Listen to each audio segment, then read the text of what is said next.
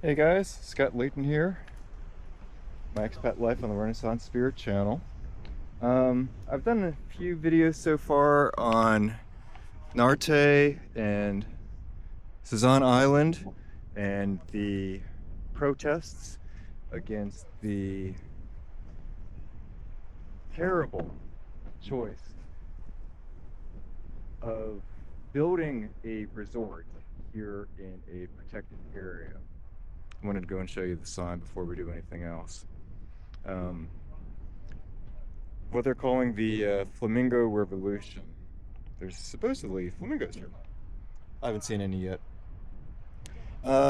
Protesting against the Ivanka Trump and Jared Kushner resort in a protected wetlands. As you can see, protected landscape, category 5.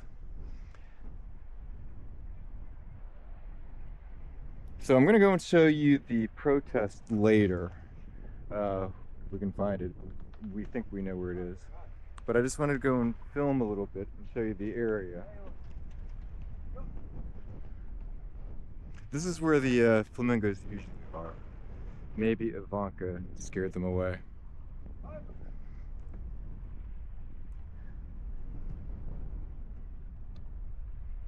This is one of the largest natural reserves in Europe.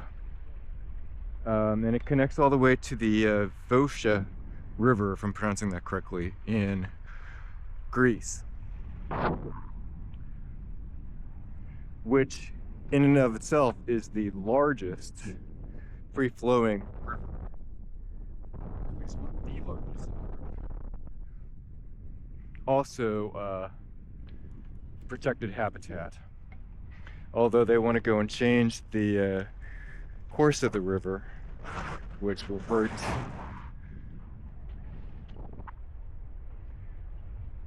the environment. Once an environment is gone, it's gone. You can't bring back wildlife that goes extinct.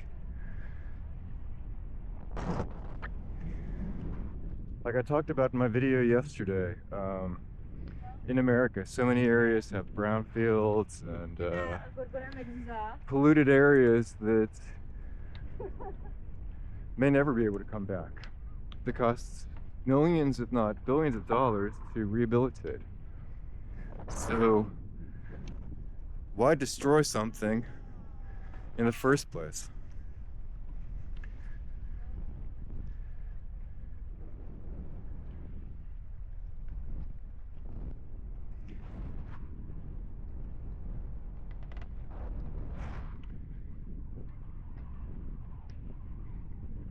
So I guess where they want to build the resort is close to here.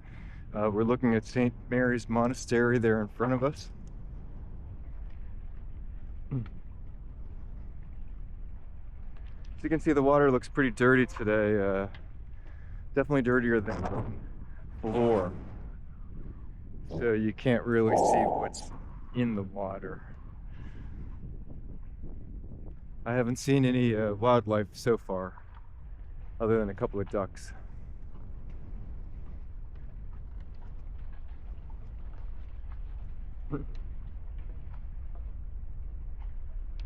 I saw more in Butrint, the archaeological park in ancient city, than I do here. But we just got here, so hopefully I'll see them a little bit later.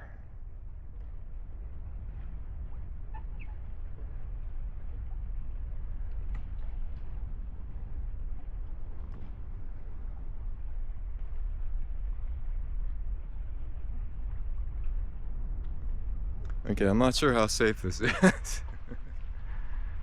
So let's just turn around. So you can see the standing platform is falling apart.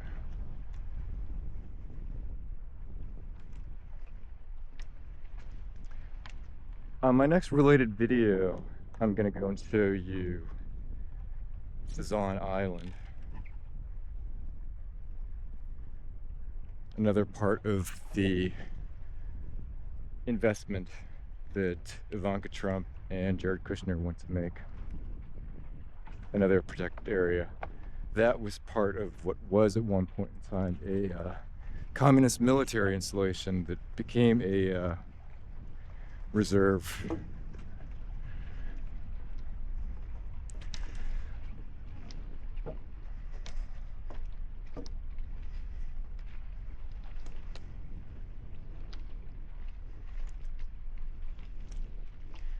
To be able to be here at this critical juncture, having just celebrated World Environment Day last week, and being part of the protests and showing my solidarity and support for the kind and beautiful Albanian people and the environment. It's been a blessing. I consider myself very lucky to be here and share this information with you all. The Narta Lagoon stretches across roughly 42 square kilometers of shallow saltwater, salt pans, and sandy dunes here at the northern edge of the Bay of Vlorë, the second largest lagoon in Albania, and part of the Vjosa Narta protected landscape. At its heart sits Zvërnec Island, reached by a wooden footbridge, where a 13th century Byzantine monastery rises out of the pines that I'm approaching now. This is one of the Mediterranean's last largely untouched coastal wetlands, and it's alive. More than 200 bird species have been recorded here. In winter, tens of thousands of birds shelter on these waters. The lagoon is best known for its flamingos and its Dalmatian pelicans, among the rarest in Europe, alongside herons, egrets, and countless migratory species that use Narta as a resting and feeding ground. Dolphins and sea turtles move along the coastline just beyond. But a wetland like this does more than shelter wildlife. It is also a carbon sink. And to understand what that means, you have to start with the chemistry that powers every living thing here. It's called photosynthesis. The reeds along these banks, the pines on Zvernec Island, the microscopic plankton in the lagoon's water, all of them take in sunlight, water, and carbon dioxide from the air and turn it into the sugars they need to grow. The carbon that was floating in the atmosphere becomes the physical body of the plant. The oxygen we breathe is released as the byproduct. Every leaf is a small machine pulling carbon out of the sky. This is the carbon cycle. Carbon is always moving between the air, living things, the oceans, and the earth. Plants draw it down. When they die and decay, much of it is released again. For almost all of human history, this system was in balance. Roughly as much carbon went in as came out, and the atmosphere stayed steady. A wetland tilts that balance towards storage. In the waterlogged, oxygen-poor soils of a lagoon like Narta, dead plant material doesn't fully break down. Instead, it accumulates century after century, trapping carbon in the saturated ground rather than letting it escape. Coastal wetlands store this so-called blue carbon far more densely than most forests on land. Left intact, Narta quietly holds back carbon that would otherwise warm the planet. Then came the Industrial Revolution. We began digging up coal, oil, and gas carbon that had been buried for millions of years, and burning it, releasing it into the air faster than any natural process ever had. And here is the part that should stop us. Of all the carbon dioxide humans have put into the atmosphere by burning fossil fuels, only about half of it has actually stayed there. The other half has been quietly absorbed, roughly a quarter pulled down by the land and its plants, and another quarter dissolved into the oceans. Think about what that means. The forests, the soils, the seas, and wetlands exactly like this one have been doing us an enormous invisible favor, soaking up half of our pollution, slowing the warming we would otherwise already be living through. It is a service worth trillions, performed for free by the living world. But that favor has a limit. These sinks are not bottomless. As the oceans warm and as wetlands like Narta are drained, fenced off, and paved over, they absorb less, and more of our carbon stays in the air. Which is the whole point. A place like this is not empty land waiting to be developed. It is working, for the birds, for the climate, for every one of us downstream of the choices we make. And it cannot be replaced once it's gone. According to a 2023 study published in the journal Nature, humans have destroyed or degraded roughly 3.4 million square kilometers of the world's inland wetlands since the year 1700, an area the size of India and about a fifth of all the wetlands that once existed. Some earlier estimates run far higher, as much as half or more. Either way, the direction is the same. Across 3 centuries, we have drained, dug up, and built over these places faster than almost any other habitat on Earth. Only a fraction of the world's great wetlands still survive intact, places like this one. Okay, it looks like I can't go and film inside, so I'm going to go and turn the camera off for a minute. So I'm back to filming, just left the St. Mary's Monastery. You're not allowed to film inside. Give you a peek though.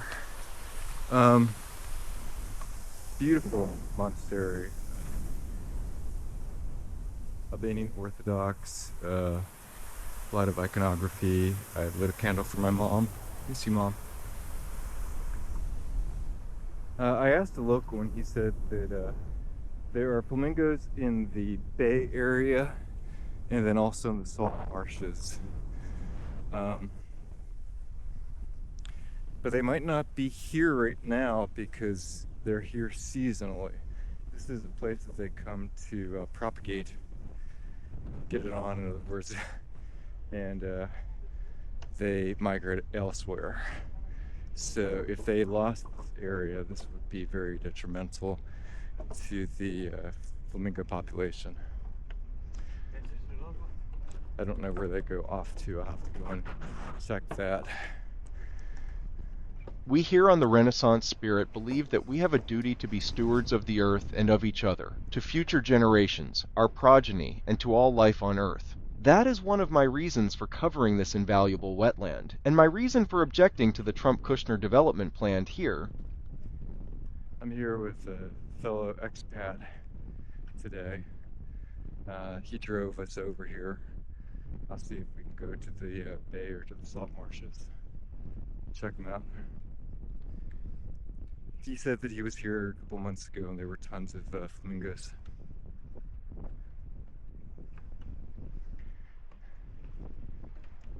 But yeah, at this point you can't really see anything in the water.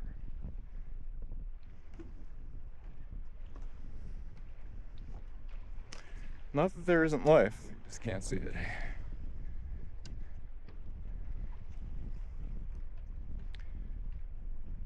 This area has more fauna than most places in Europe left, which is another reason why its protection is so important. Albania in general has 40% of the fauna species of Europe. That's not to say that there aren't the lynx and boars in other places, but they are represented here as well. And 31%, if memory serves, 30%, something like that, of the flora of the entire European continent. Again, you see the same species in other places, or like species, or sub, but there's also native species here that you can't find anywhere else. Which again is another reason this needs to be protected.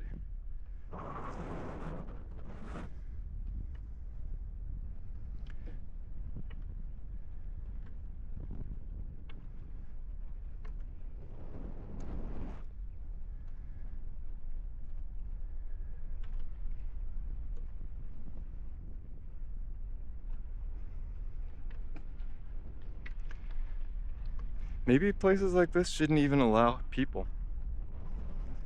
Maybe there should be some places in the world that we just leave for nature.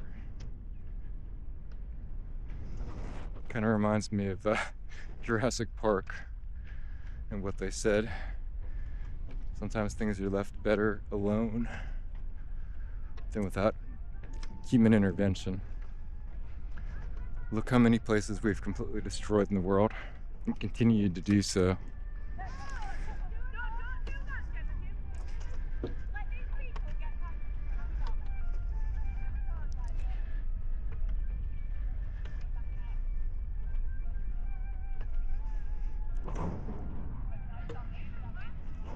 But there's another species moving through here that we're approaching, and this one's invasive. Touristus invasivus, drawn to a place not to know it, but to be seen at it. It takes the view, the photo, the beach, and leaves nothing behind for the wildlife or the people who live here.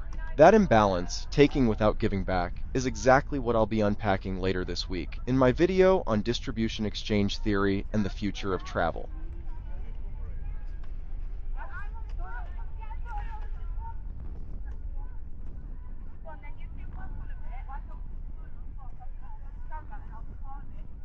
We'll just like jump like that and there'll be a screenshot. Well, what we'll do first is I know what Paul is saying. We'll have one of these now.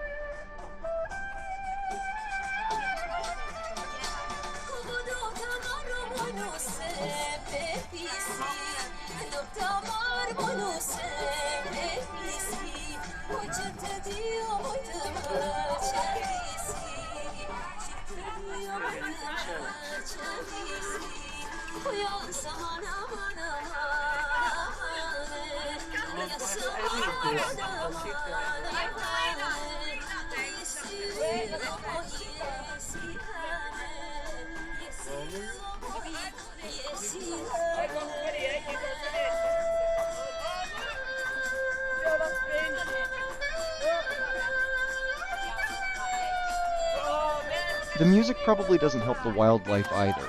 Alrighty guys, I'll see if I can go and see more of this beautiful nature reserve. Now we're approaching the beach, where Ivanka Trump and Jared Kushner want to build their resorts, crushing the nature and reserves in the process. This road was broadened for the development, and the fence that you may have seen on the news has been removed at least for the time being. Let me tell you what is actually being proposed. This is to be a roughly 1.4 billion euro luxury resort backed by Affinity partners. The private equity firm run by Jared Kushner, son-in-law of Donald Trump, together with Qatari investors. It spans two fronts. One is the uninhabited island of Sazan, a former communist-era military base just offshore, declassified for civilian use in late 2024. I'll do a separate video on Sazan later this week. The other is here, hundreds of hectares inside the Vjosa Narta protected area, the wetland you are looking at right now. The plans are not modest. Reporting describes something on the order of 10,000 hotel rooms and villas across the development. On Sazan alone, over 500 villas, 600 townhouses, 1,400 apartments, a casino, an 18-hole golf course, a water park, and a marina built for super yachts. Branded luxury hotels are slated to follow. Now set that against what lives here. This protected landscape is home to flamingos, Dalmatian pelicans, the Mediterranean monk seal, loggerhead sea turtles, and migratory birds that have used these waters for thousands of years. Conservation groups, including BirdLife International, warn that construction on this scale, the traffic, the water demand, the light, the noise, the dredging, the fencing already going up around public beaches, could irreversibly alter ecosystems that have stayed largely untouched for decades. A golf course and a super yacht marina do not coexist with a flamingo nursery, and the way it has been pushed through raises its own alarms.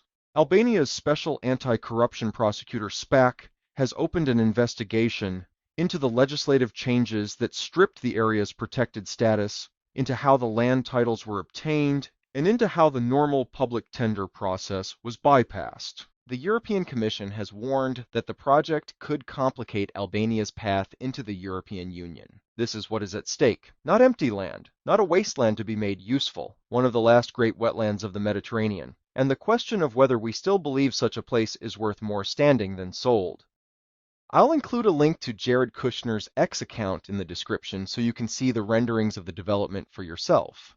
To understand why this matters so far beyond one lagoon, you have to understand where the planet actually stands right now. Scientists describe a series of climate tipping points, thresholds where a natural system, once pushed too far, flips into a new state and does not flip back.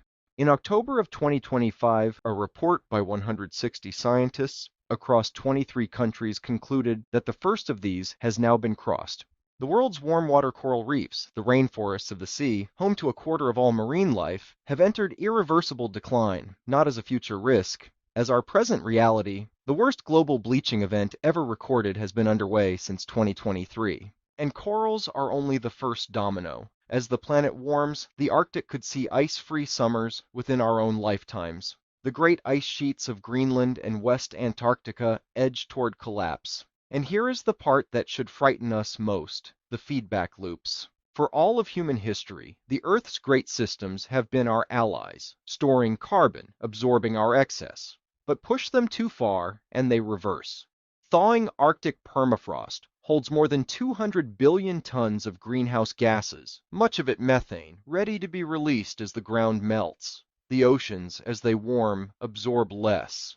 And the Amazon, the lungs of the planet, is being pushed toward a point where drought and fire could turn the rainforest into dry savanna so that the greatest carbon sink on land becomes a carbon source. The absorber becomes the emitter. The ally becomes the accelerant. This is not a problem for some distant century. Much of it is beginning now, or stands to arrive within the lifetimes of people watching this video. And every wetland, every forest, every reef we destroy brings those thresholds closer.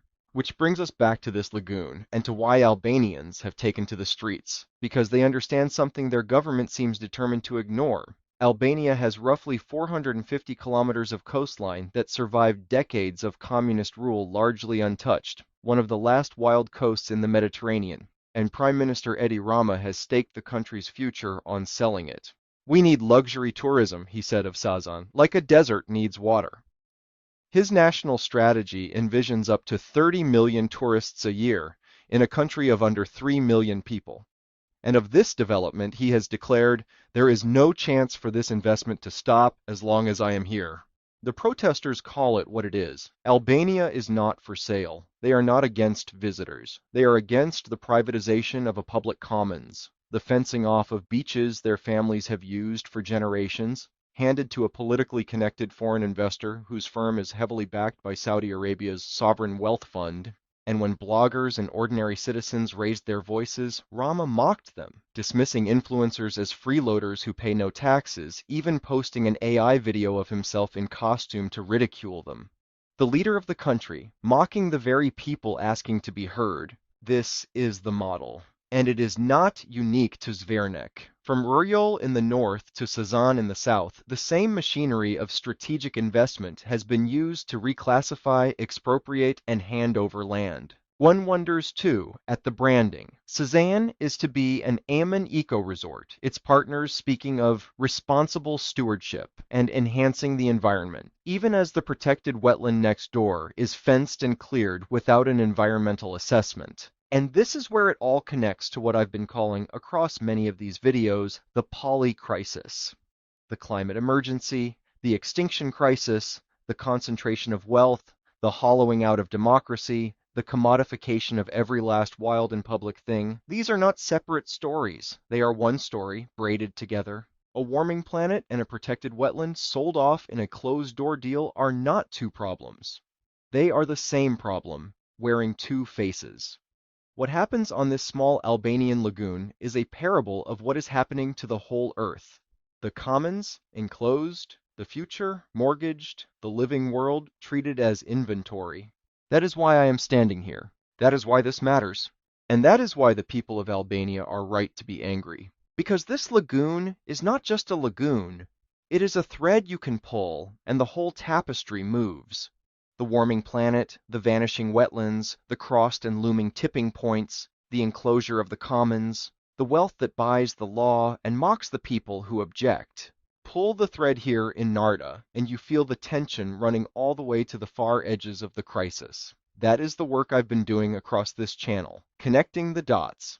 If you've not seen that video, start there. It lays out how these forces link. how the pieces of the Polycrisis fit into a single picture. This lagoon is one of those dots. So is the flamingo. So are you. And it is not enough to name the disease. We owe each other a cure, or at least the honest attempt at one. That is why I've offered on this channel more than protest. I've put forward what I believe are humble but serious answers. A social contract of the commons, which insists that the things we hold in common, the water, the wetlands, the wild coasts, the very air, belong to all of us, and to those not yet born, and cannot be quietly fenced and sold. In a universal declaration of human rights and justice, an attempt to set down plainly what we owe one another and what we owe the living world. These are not finished blueprints handed down from on high. They are a beginning, an invitation, a draft we write together. So if you care, and if you've watched this far, I believe you do. Don't stop here. Watch the protest dispatch from Vlorë. Watch the Connecting the Dots video and see how it all fits. And then sit with the solutions. The social contract of the commons, the universal declaration, argue with them, improve them, carry them further than I can. Because the flamingos cannot speak for themselves, the wetland cannot defend itself. The future, our progeny, all the life that comes after us, they have no vote in the rooms where these decisions are made. So we have to be their voice. That is the duty. That is the whole of it. To be stewards of the earth and of each other, and of everyone who will inherit what we choose to leave behind. I'm Scott, and this is the Renaissance Spirit. Keep your torch lit.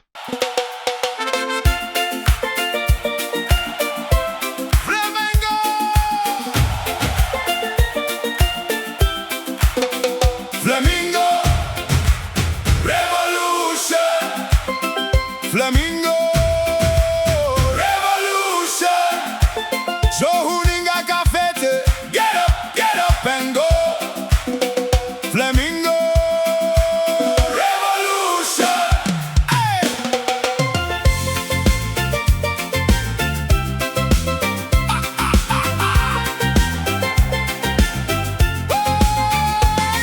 On the salt pans of the Narta, where the Vjosa finds the sea, came a pink and rowdy nation, standing one leg wild and free. Flew 600 miles to find us, and in spring they finally stayed. First time ever in Albania, 280 nests they laid. So don't touch Narta, mose break Narta. Zvërnec stays free, Zvërnec you break it. From Sazan Island to the lagoon, Albania's not for sale to me. Flamingo Revolution. Shqipëria nuk është me shitje. Flamingo Revolution. Albania is not for sale.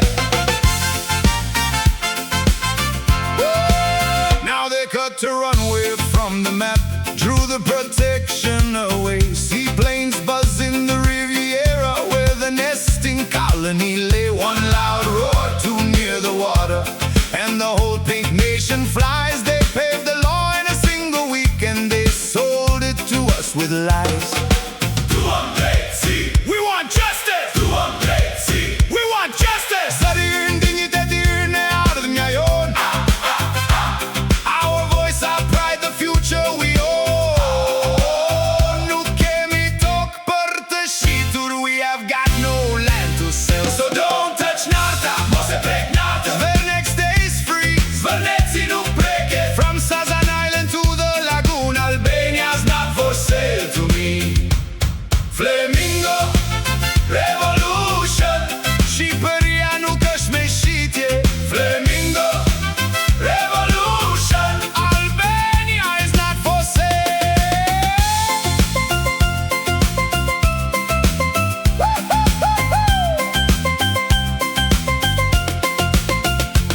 The lagoon is a quiet engine, pulling carbon from the sky. We burn the world and it burns us back, and the wetland keeps it tight. But pave it once and it all comes loose, and it never grows again. A nation guards its wild for good, 'cause gone is gone, my friend.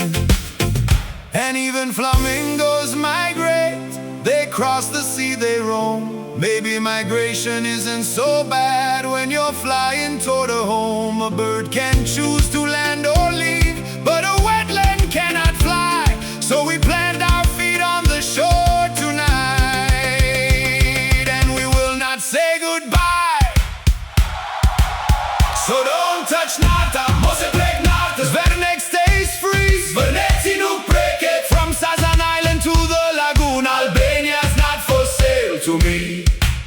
Flamingo